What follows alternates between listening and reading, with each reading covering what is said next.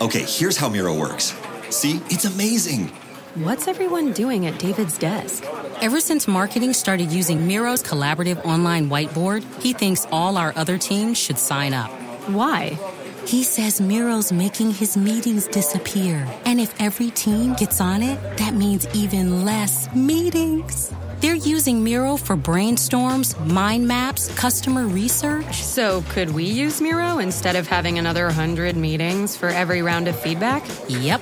You can comment, react to ideas, even leave a recording on the board. And what about presentations? There are Miro templates for that. How do you know so much about Miro?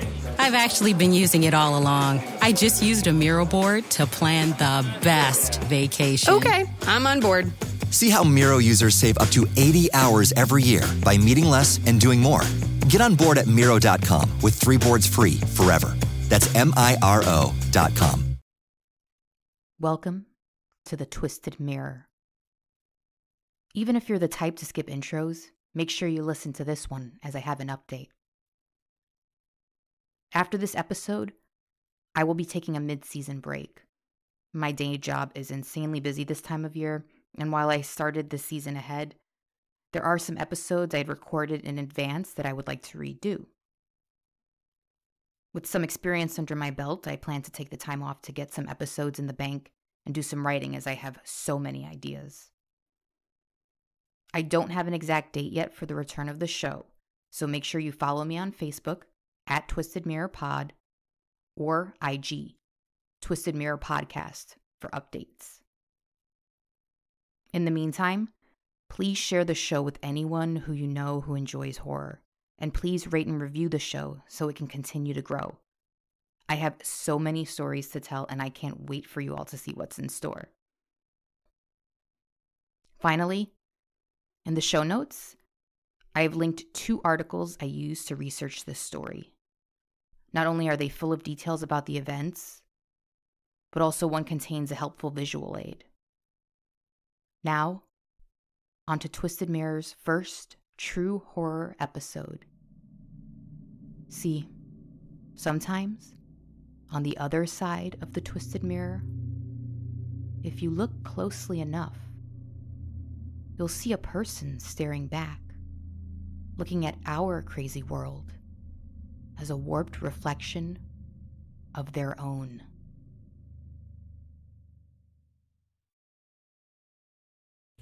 You are now staring into the twisted mirror.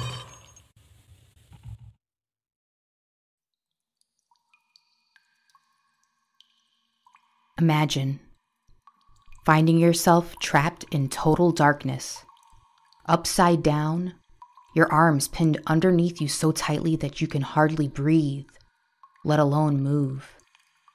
Each time you struggle, you only manage to fall in deeper into the dark fissure.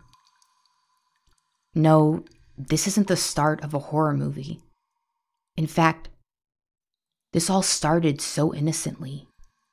An attempt to harken back to younger years, surrounded by family during a joyous holiday season. Freedom is just feet away, and yet you find yourself suddenly and hopelessly stuck. Does the thought of this make your pulse quicken? Your body tense? Your breathing erratic? Your brow trickle with sweat? Today, I'm going to recount the events that led to the death of John Edward Jones, a man who went caving with his family just days before Thanksgiving and found himself in a pitch-black prison only 8.5 inches wide.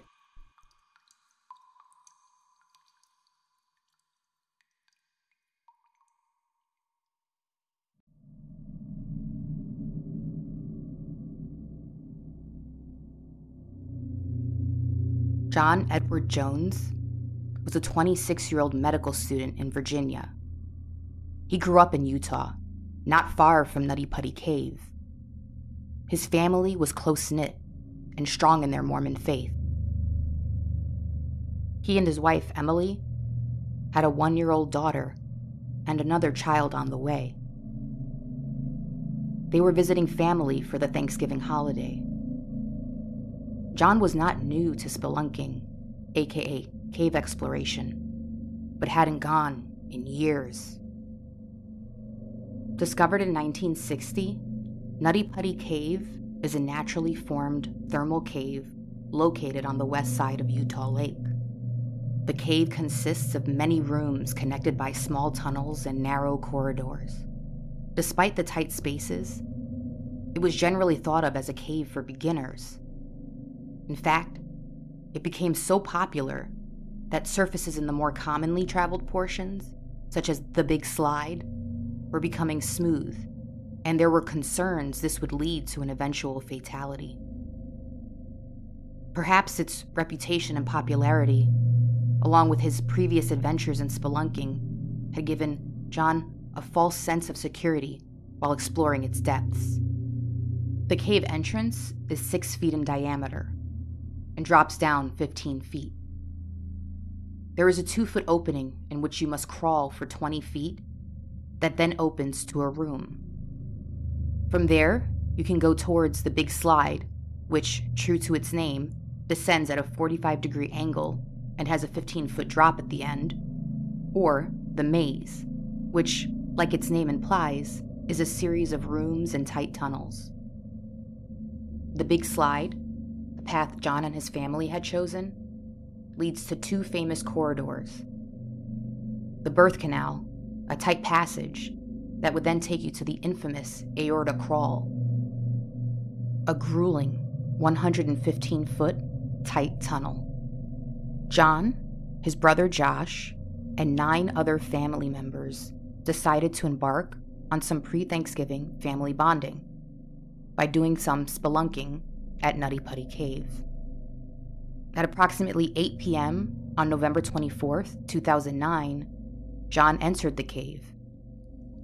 He wasn't new to cave exploration, having done so as a child with his father and brother, but it had been some years since his last foray. He was now 6 feet tall and 200 pounds, likely significantly larger than his last venture. About an hour into the adventure, 4 of the group decided they wanted a challenge, and John's brother suggested they explore a formation known as the birth canal. This tight passage would lead to an even tighter passage I have already mentioned, the aortal crawl. Based on the map, it appears that instead of going into the birth canal, John and company overshot it and turned towards Ed's Push. Ed's Push is essentially a narrow and misshapen dead end. Unlike some of the other tunnels, that were no doubt very tight, but held to a relatively straight line, Ed's Push led to tighter, smaller crevices that often had ledges that could make turning or backing out very difficult. These caves are dark, and the only light you have is the one you bring with you. But even then, the path ahead isn't easy to see, and so you slink along these tight tunnels on faith, trusting that you are going in the right direction. A small person might be able to crawl in and reverse to exit Ed's Push, and even then, they'd have a tough go at it. But for someone John's size, advancing into Ed's Push and then trying to reverse would be much like jamming one's fingers into a Chinese finger trap and then trying to rip them out. John forged ahead, having no idea they were headed towards a no-man's land. Convinced he was headed towards the narrow but well-traveled aorta crawl, John inched ahead through the narrow opening and soon realized he was stuck. Unfortunately, by the time he realized this, John didn't even have room to squirm backward. His only way out, he thought, was to continue forward. Rescuers believe he saw a fissure ahead that looked like a wider opening to turn around. So, John exhaled in an attempt to give himself a little more room to inch ahead. But of course, when he inhaled and expanded his chest, he had suctioned into the corridor. And now, found himself tilted downward. As John struggled, gravity worked against him, and he only fell deeper into what was now a mere 8.5-inch opening past the fissure. The lamp on his helmet, which served as his eyes in an otherwise pitch-black cave, fell off farther down into the tunnel, leaving him in total darkness. Now, he was pinned between jagged cave walls and rendered blind. His brother Josh tried to pull him by his lower legs, but couldn't dislodge him. And just as when John struggled, Josh's desperate attempts to pull his brother out only served to suction him deeper into the fissure every time he lost his grip. John's arms were now pinned underneath him, rendering him completely immobile.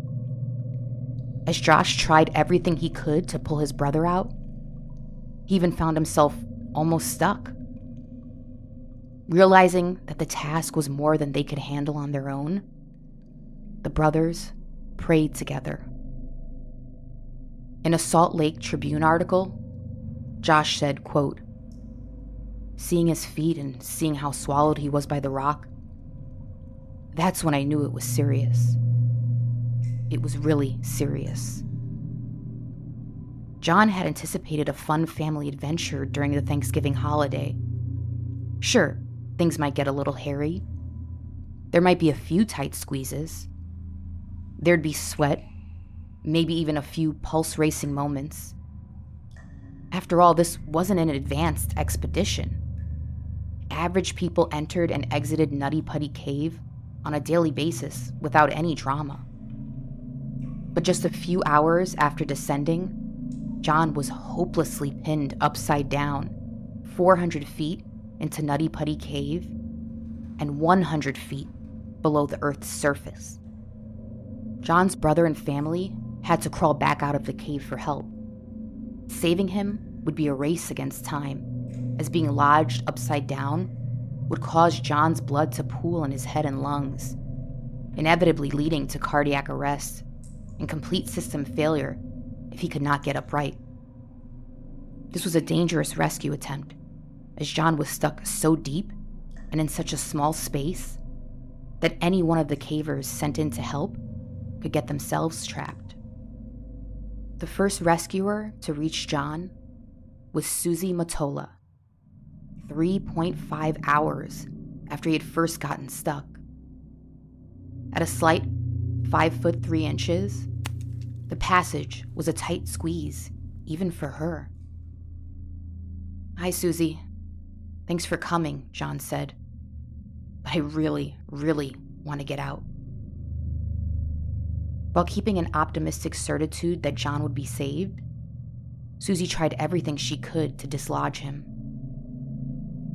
As they bonded over their associations with the LDS Church, Susie searched for solutions. She tied a rope around his leg that led to rescuers at the opening of the cave. But between the friction of the rope against the rock and the many angles of the cave, they couldn't move John. Susan tried cutting off some of his clothing to give him room, but nothing. As Susie worked to free up room and tried to hydrate John by giving him a bottle to trickle down his arm and hope for droplets, other rescuers struggled to create a pulley system that would give them better leverage from the cave opening. The Nutty Putty moniker originated from the clay-like calcite that would crumble as they attempted to drill deep holes for the pulley system, adding another hurdle to this increasingly difficult rescue attempt. After 2 hours, Susie, exhausted and having tried everything she could, knew it was time to switch places with another rescuer. During that time, John's breathing and voice had grown more labored and stuffy. This was a sign that his lungs were filling with fluid. It had been approximately 5.5 hours since John had first gotten stuck.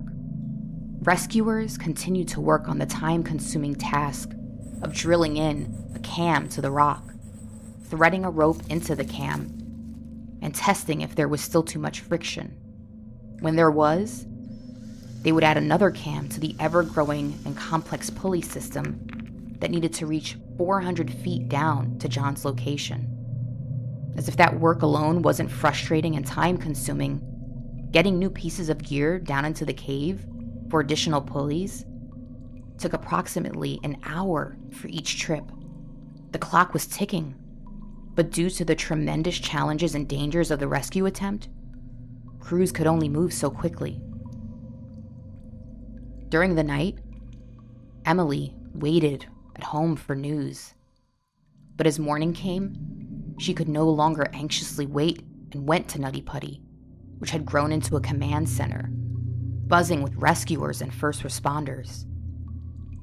Despite the graveness of the situation, all hands were on deck, and Emily was certain it would just be a matter of time and trying before she would be able to hug her husband again. After all, where there is a will, and there was a massive collective of will at the entrance of that cave, there's a way. Back in the cave, as each new cam was added, the rescuers were able to slowly inch John back out of the tightly packed crevice. They began to grow optimistic as tedious but incremental progress was made. Then, John's feet hit the ceiling of the tunnel. He screamed in pain. Remember, his blood was pooling towards his head, and as a result, his legs were struggling to maintain any circulation. The pain was a hurdle, but the rescuers came to a devastating and gruesome realization. The angle of the tunnel and his body positioning meant they would have to bend his legs backward and break them to get them past that part of the cave. A simple way to visualize the drop is as an upside-down L shape. As they pulled John's straightened body up, his feet hit the short end of the L. If only he was facing in the opposite direction, he might have simply, if not excruciatingly, been able to bend his knees, allowing the rescuers to continue pulling him. Just 180 degrees of rotation determined his fate. Of course, the team would do whatever it took to get John out, but even if he could handle the physical agony of breaking his legs, his body, in its weakened state, with blood pooling in his upper extremities, could go into shock, and he could die from those injuries alone. To add to the ever-growing list of impossible circumstances, the intricate pulley system they had spent hours building was failing. Despite their best efforts to drill deep into the brittle calcite, the pulley system was beginning to fail as anchor points were starting to slip. However, rescuers would not quit. A new person had taken Susie's place, Ryan Schertz, an expert caver who had been exploring caves since he was 4. At this point, John had been upside down for 12 hours. Rescuers above were now working on a new pulley system with heavier equipment to replace the climbing cams that simply could not gain enough purchase in the fickle calcite. Ryan's job was to keep John company and to keep him as comfortable as possible as they waited for the new system. Their hope was to adjust him to a wider side of the fissure and then pull as hard as they could. The implication here, that his legs would likely break in the process, was an unimaginable agony, but one that could not be avoided. Once John was freed, they were ready with IV medicine to combat the shock and horrific pain he would inevitably experience.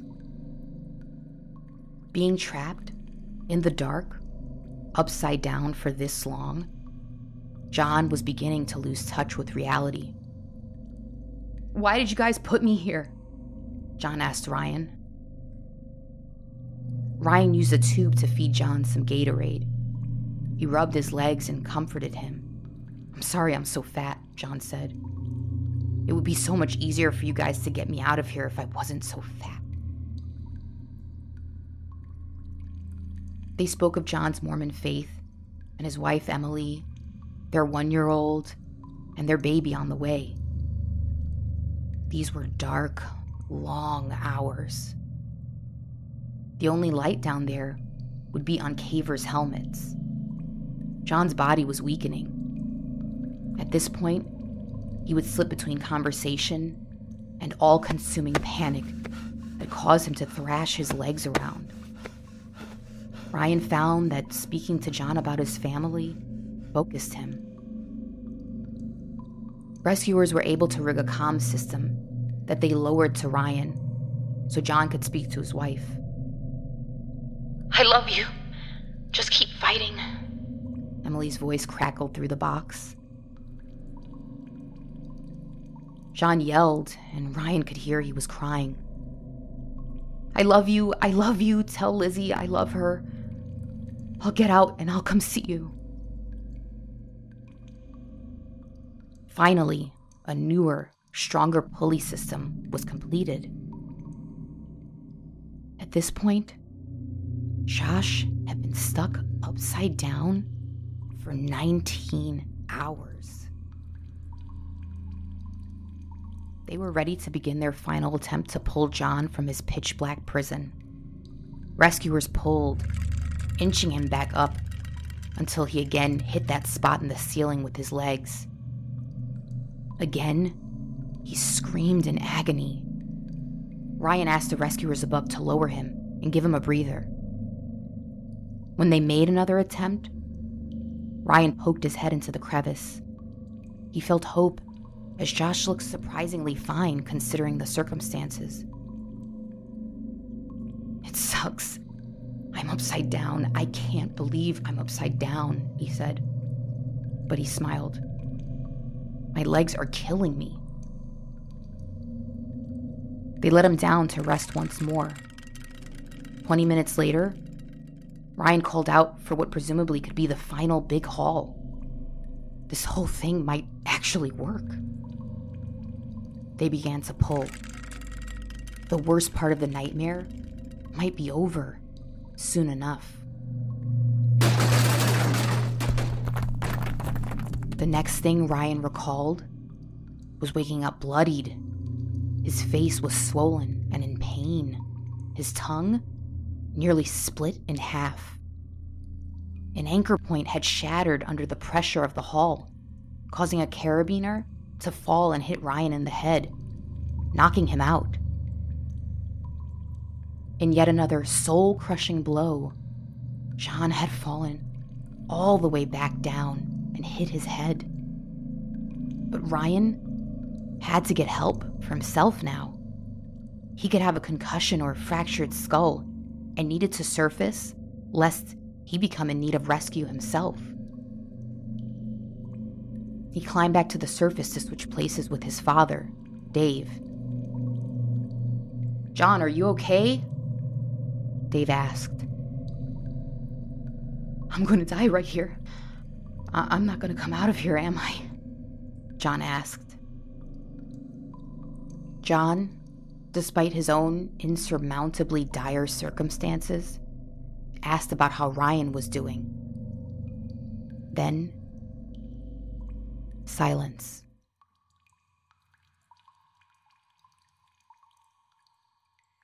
Dave desperately tried his own last-ditch efforts to free John, getting himself stuck for 15 minutes. Throughout this time, John did not respond to his communications.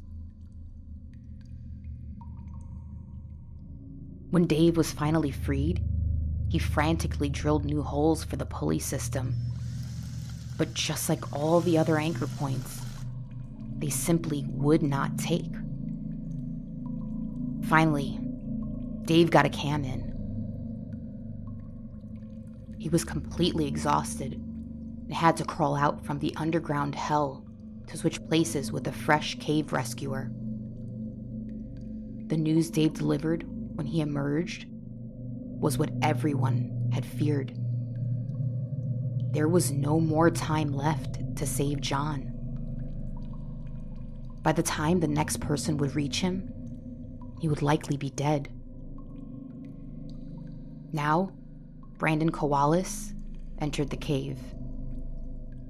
Emily, affirmed by her faith, still held hope.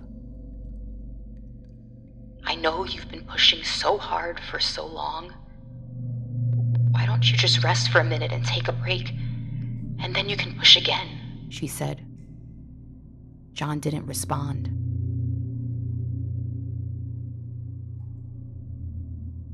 John Edward Jones, future physician, beloved brother, son, husband, and father, was pronounced dead by a paramedic on November 25th at 11:56 p.m.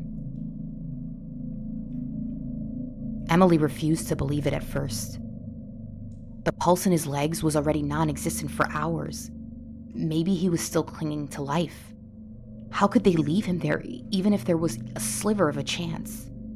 But the rescuers hadn't heard a sound from him in hours. He hadn't so much as moved or breathed. Brandon, the final rescuer, said he heard him die. Emily eventually left with John's family to now deal with the unthinkable. A pre-Thanksgiving holiday excursion had turned into an agonizing death for their beloved John.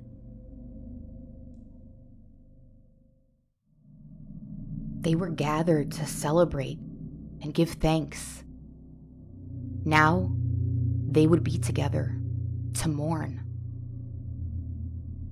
As if the cruelty of this ordeal mirrored the dark, deep tunnels of the cave itself, the family learned the next day that his body would not be retrieved from the cave. They couldn't do it when he was alive, when he could at least push and wiggle to assist in the extraction. One rescue caver was severely injured. Another had nearly gotten himself stuck. Understandably, they wouldn't risk any lives to retrieve a body. The rescuers still deal with the pain of that night. They have lost people before, but to be right there, to have had so many hopeful moments dashed, to speak with him for hours and hear him slowly fade away, to have dug deep for every possible solution, only to lose John, made for a raw wound. Emily deepened her faith to deal with the immense loss. "It's not that I believe because it's the only thing that gets me through. It's just that I know," Emily said. "I just know that he's still watching out for us, and that our family is still a family." She named their baby John. The popular Nutty Putty cave was sealed with concrete in 2009, becoming a tomb for John Edward Jones.